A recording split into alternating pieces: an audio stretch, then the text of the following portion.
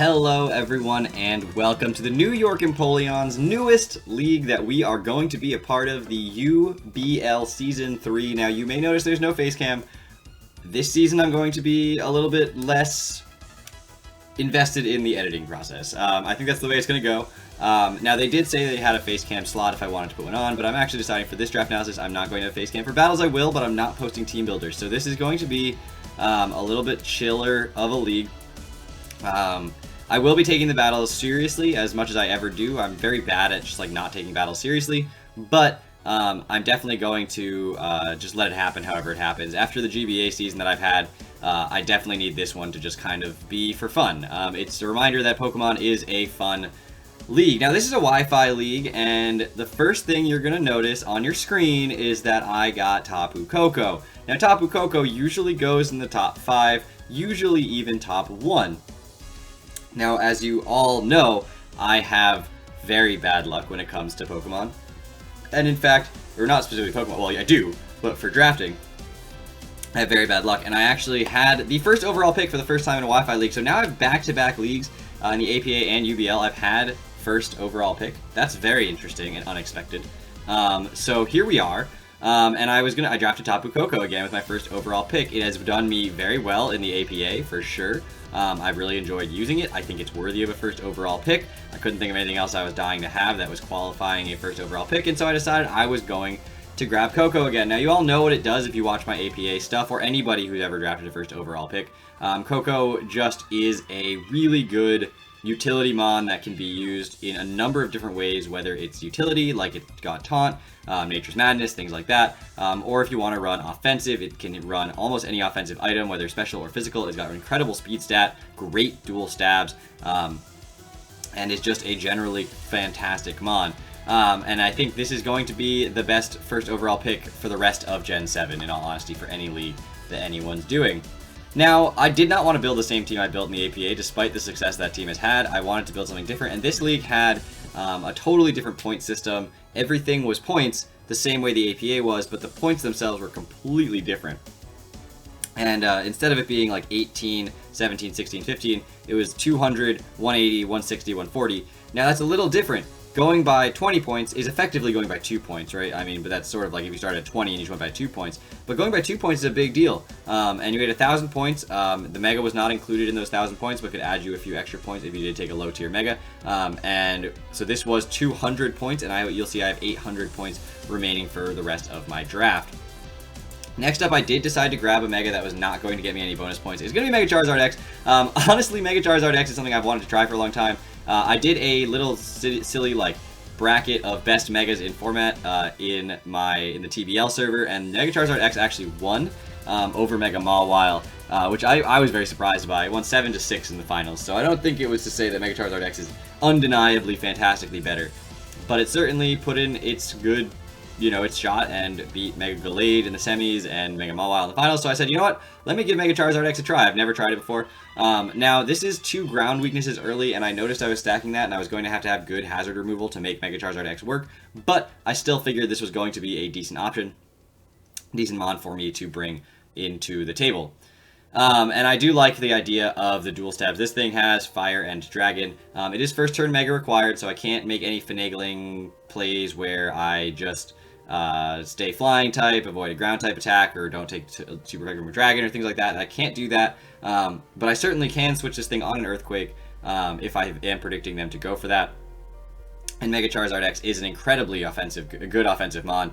Great options for setup, great options for just damage output, and I'm very excited to use it this season.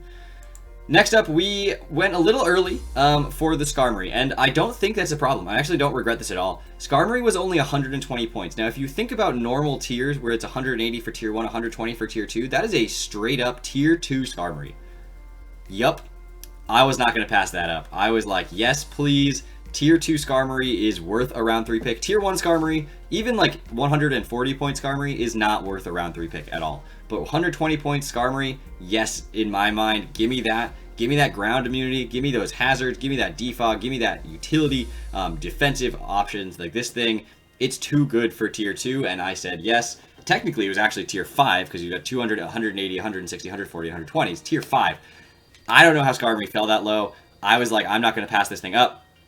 In my round 2 and 3 picks, there was obviously no snipes in between them because I had the wheel on the first pick overall. So Skarmory, yes please. Again, I don't really know what to say about these mons. Everyone knows what they do. It's more about just seeing what synergies I'm looking at. And it's really just that Skarmory offers me a ground immunity. And since I don't care as much about electric attacks right now with 2 mons that resist, Skarmory can really give, and fire type, Mega Charizard X, like, loves switching in on fire type attacks. So these 2 synergized incredibly well, and I was very happy with it. It also gives me a good access to removal for the Charizard to really succeed.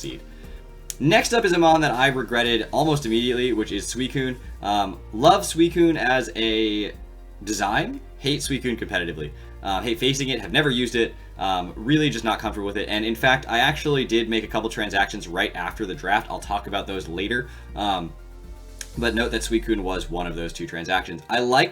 I needed a water type, I needed a bulky water type, and they were all going, and I panicked, and I picked Suicune. I should not have, and I regretted it, and for the rest of the draft, I kind of spent building around the mon I was going to replace this with, which I will talk about later. Since this is a draft analysis, I did draft the Suicune, so here we are. Suicune is a very fun mon to use. It has a couple of really good sets, but like I said, you won't see much of those this season because I will be dropping it. So, say hello, say goodbye. It will be on my roster week 1 and then not after that. So we'll have to play around that.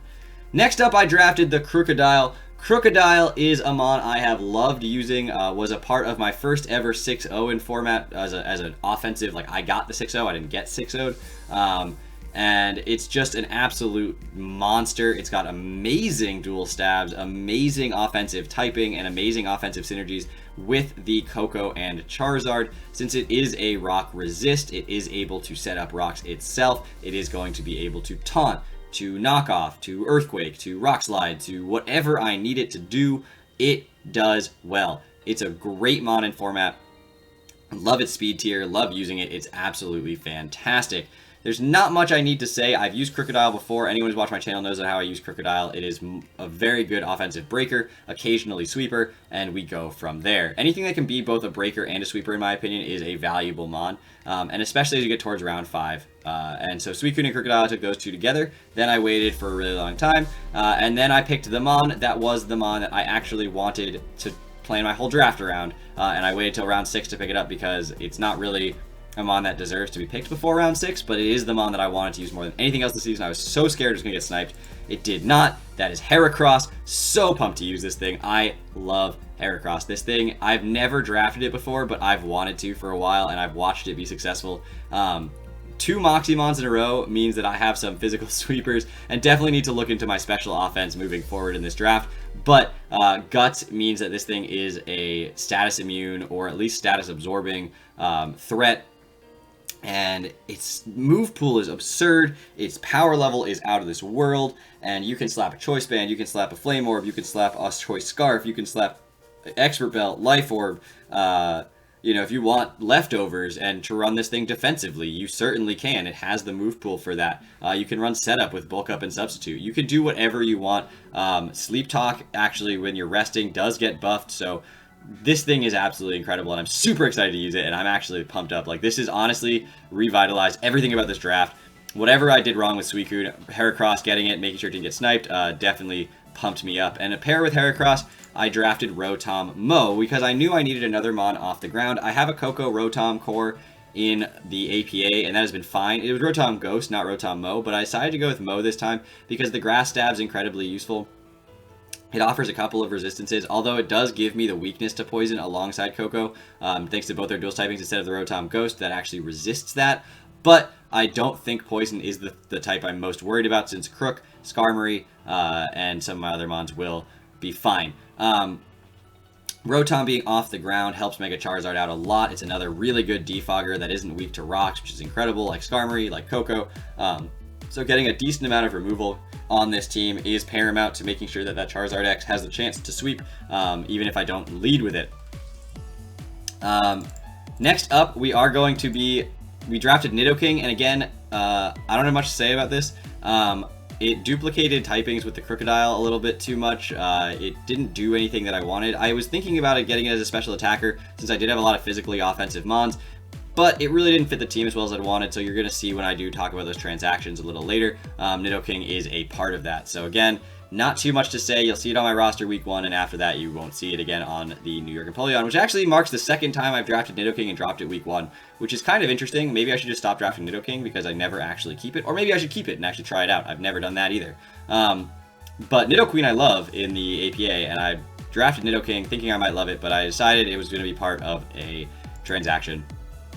And next up, we do have the Drifblim. I decided instead of the Coco Lucha, I want Coco Drifblim. I did want the Unburden Mon just to have it.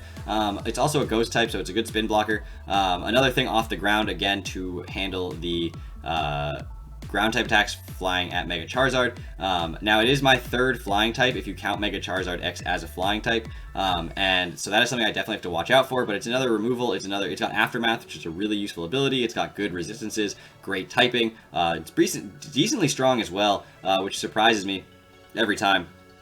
Whenever I catch an acrobatics from this thing, like, it actually does a decent amount of damage. So for 40 points, I figured that was going to be worth it. We have 80 points left for our last 2 Mons. I do get to pick these before anybody else, or the round 11 one at least. And I wasn't worried about getting sniped at this point, so I went ahead and drafted Licky as my second to last Mon, just because I wanted the Wish passing. I wanted to have a good normal type so that you can't spam ghost type attacks against me. And it was actually just a decent Mon. It's a Cleric, gets Heal Bell.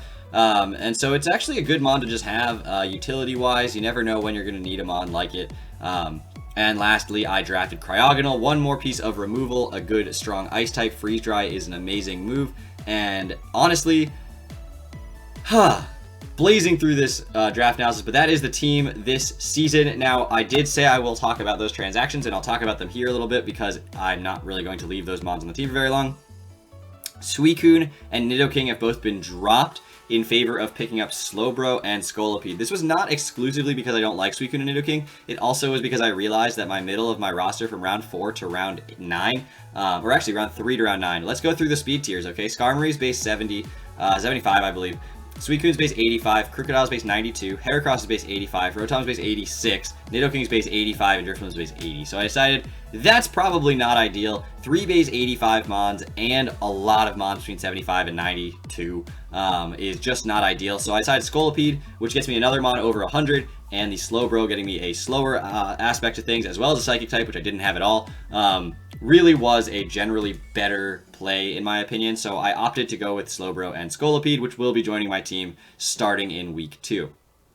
That is the New York Empoleon for this UBL season. Again, like I said, I want to take this season lightly. I want to have some fun with it. I will, expect me to bring Kryogonal and Licky and maybe Coco Drifblim more often than they probably deserve to be brought. Expect me not to go super try-hard in all the battles, but I do expect to have success. I want to win. I don't want to I don't want to limp to the finish line in the Gen 7 meta. I want to explode out with some wonky Mons and wonky sets.